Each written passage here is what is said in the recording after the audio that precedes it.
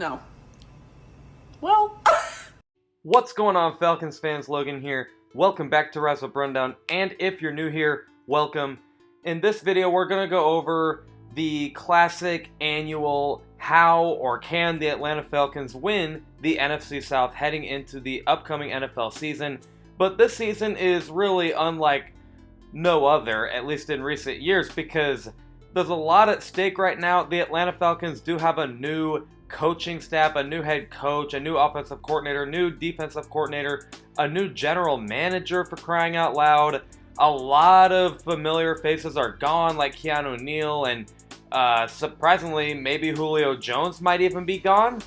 And what makes things worse is not only is Tom Brady in our division, and the Falcons just prove time and time again they just apparently cannot beat Tom Brady, but the Tampa Bay Buccaneers literally just won the Super Bowl. And besides the 2016 Denver Broncos, I guess, when do you ever see, reigning Super Bowl champions not win the division the year after their Super Bowl championship? So while winning the NFC South for the Falcons in 2021 is a little difficult, I do still think it's possible. And while those 4 reasons I'm going to list are definitely a little hard to do, I think it is definitely possible with this new Falcons team, and I am excited to go over why the Atlanta Falcons could win the NFC South in 2021. But before we get into all of that, the first reason is going to sound like it's common sense, but being a Falcons fan and watching Dan Quinn's team struggle with this, almost every single year, the Falcons need to be freaking prepared if they want to win the NFC South. It was so frustrating every season, especially in the beginning of the season, to hear, we weren't prepared for that onside kick against Dallas. We weren't prepared for Russell Wilson and the Seahawks. We weren't prepared for this and that. It's like, how can you... You literally didn't even make the playoffs since 2017, and all these years under Dan Quinn, you had the winter a little bit after the Super Bowl, even before the Super Bowl, like when the playoffs were there, you had the winter to prepare your team a little bit, and then you had all offseason, all summer, and then you had a little bit of the fall, a little bit of spring, and you're telling me that after all of that time, you were not prepared for anything. Really? You aren't prepared. Okay. So I hope that Arthur Smith can actually prepare this team. I hope he gets the offense knowing exactly what they're going to do. I hope he gets the defense ready. And obviously, I hope the coaching staff prepares for such situations like an onside kick or whatnot. Tom Brady, whatever. They better be prepared if they want to win the NFC South. So that's just one thing. But anyway, rant over on that. The second thing that needs to happen is the defense really needs to step up. I mean, now, I do still stay true to my words that the defense was not as bad as everyone made it out to be last year, but I'm also not hiding it that I think that the defense was still a weakness, though. Like, the defense was still probably the biggest weakness on the Falcons last year. Even though I don't think it was as bad as everyone makes it out to be, it does still need to step up regardless. Obviously, defense is pretty important in today's NFL. And even though I think it is an offensive league, obviously some defensive teams kind of prove you need defense. Like the Tampa Bay Buccaneers in 2020 had a really good defense, and that was a huge part of their reasons on why they won the Super Bowl this year. The 49ers in 2019 had a great defense. That's one of the bigger reasons they went to the Super Bowl. And especially for the Falcons, when you're in a division facing Tom freaking Brady, and then you're also facing teams like the Saints and the Panthers, who are really pass heavy right now. Really, the whole entire league is pass heavy. You definitely need your defense to step up. Now, on the bright side, we actually have picked up some new names that might just turn this defense around. Like AJ Terrell in the secondary might be great. And I also really love Richie Grant.